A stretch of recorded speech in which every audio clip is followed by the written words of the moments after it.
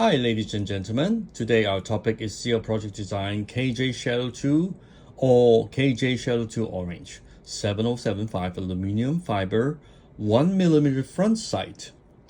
This set of sight is included the CNC front sight and 1mm fiber, okay, fiber tube is green, included green and red fiber tube.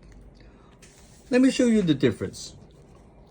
This is the original standard KJ front sight. It's 1.5 millimeters. It's slightly a little bit big, and it's not fiber. It's just a red plastic tube.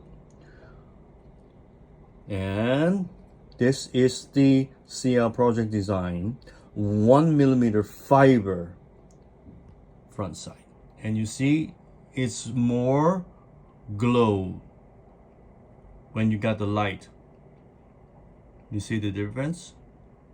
Okay, so your front sight will be more sharp and you can get a lot better front sight. Stay tuned. Thanks for watching.